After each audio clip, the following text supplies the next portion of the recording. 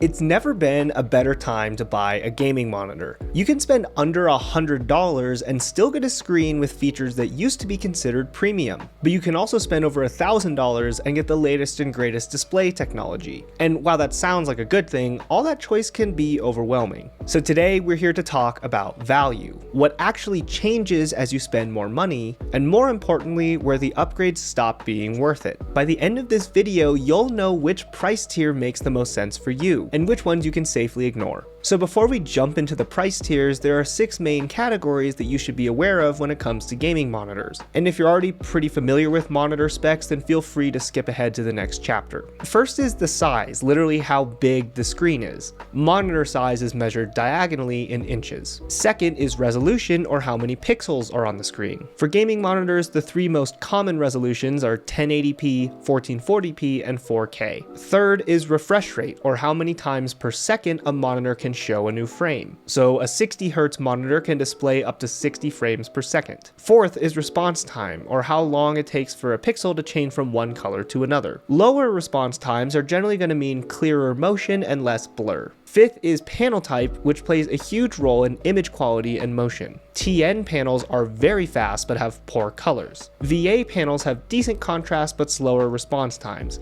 And those 2 panel types are more going to be in the budget categories. IPS panels have great color accuracy and pretty solid response times. And finally, OLED panels offer great colors, perfect contrast, and near instant response times. Finally, there's design, or how the monitor actually looks on your desk. To be honest, this is the least important category, so I won't talk as much about it, but it is something you should keep in mind when you're shopping around. Some monitors lean really heavily into a gamer aesthetic with a bunch of RGB and sharp angles, and maybe that's not for you. Other monitors are going to be a lot more subtle and clean, but maybe you want that gamer aesthetic. And don't feel like you have to memorize this or write it down. I just want us to actually understand what improves as prices are going to go up. So for under $100, you might assume that you can't get anything that's worthwhile. But the reality is $100 goes a lot further than it did even just a few years ago. You'll still be dealing with mediocre brightness, okay color accuracy, and you'll be limited to 1080p. But the biggest improvement at this price point has been refresh rate. You can now get a high refresh rate 1080p monitor for incredibly cheap.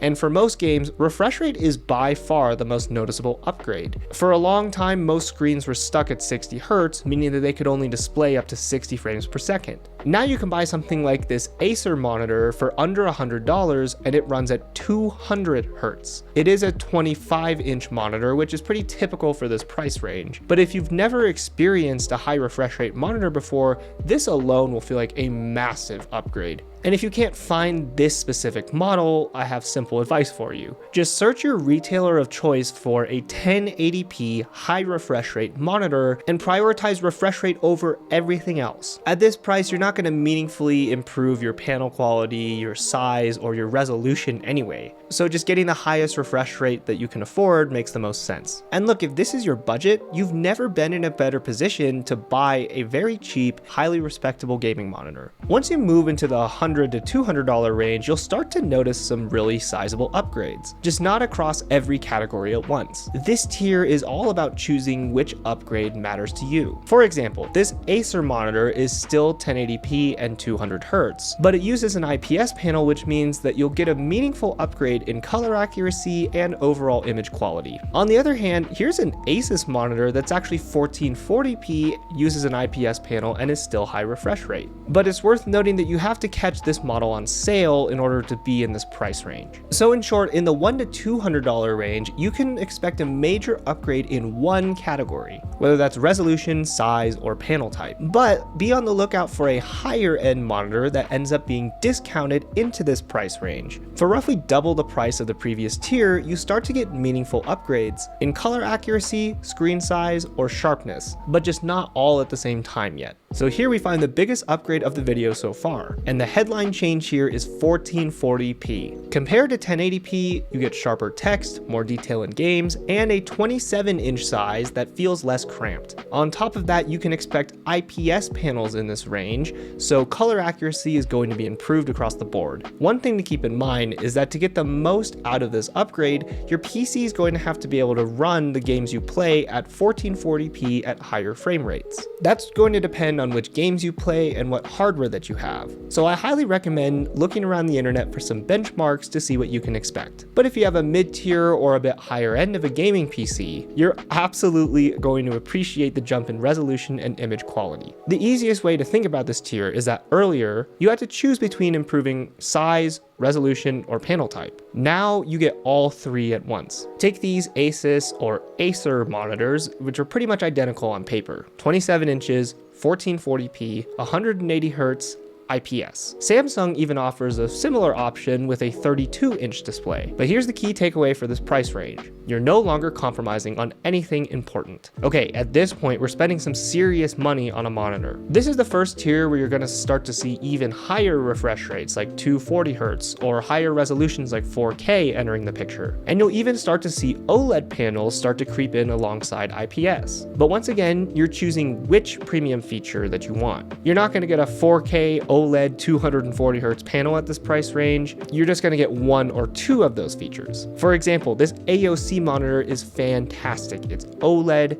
and it's 240 Hz, but it's 1440p instead of being 4K. Or you could choose this 4K monitor with a high refresh rate, but it's IPS and not an OLED display. I'll also note this is actually where ultra wide displays start to make a lot of sense, like this 34-inch 1440p 240 Hz panel. These are all genuinely good monitors, but this is the price range when we have to ask ourselves how much value we're actually extracting from our money. So in this $500 to $1,000 price range, everything finally comes together. 4K, OLED, and high refresh rate can all coexist here. Here's a $700 monitor that's on sale that combines all of these different features. But even at MSRP, you can spend close to $1,000 and get everything that you could ever want. 4K, 240 Hz, OLED. At this point, there are no feature compromises, but there might be value compromises. These monitors are built for enthusiasts, people who care more about having the best possible experience over getting the most value per dollar. Keep in mind, you need a really powerful PC to justify this kind of purchase. But if you're considering a monitor in this tier, you probably already know that. On a side note, ultra-wide OLED panels become a really solid option here as well. Look, realistically, you're not going to be limited by much at all if this is your budget. Okay, so here's my hot take.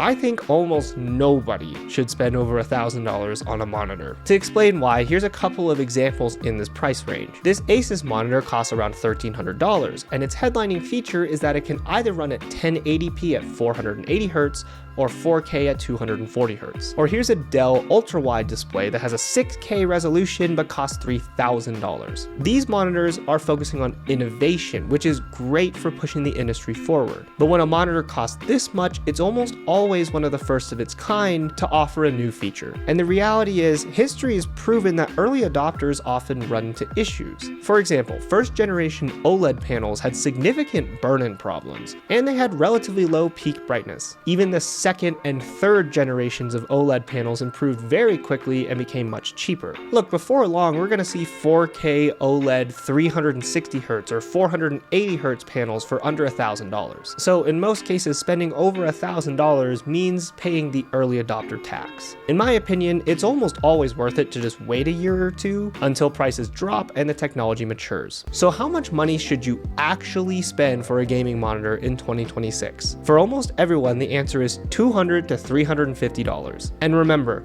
you should expect a 27-inch 1440p high refresh rate IPS monitor, and don't settle for anything worse. Just a few years ago, those monitors were going for like $1,000, so this is nothing to scoff at. These displays are relatively affordable and they make no meaningful compromises. And even if your current PC can't take full advantage of one yet, spending a bit more now is going to help to future-proof your setup for a few more years. The one major exception is if you've already spent quite a bit of money on your PC. Let's say you're running an RTX 5080 or better. At that point, I recommend you spend in the $500 to $1,000 range on your gaming monitor. At that point, you can get 4K, OLED, and high refresh rate. You've invested heavily in your system. So here, it makes a lot of sense not to cheap out on the screen that you're looking at every day. The links to the monitors that I mentioned in this video are below, but let me know what gaming monitor that you're using in the comments.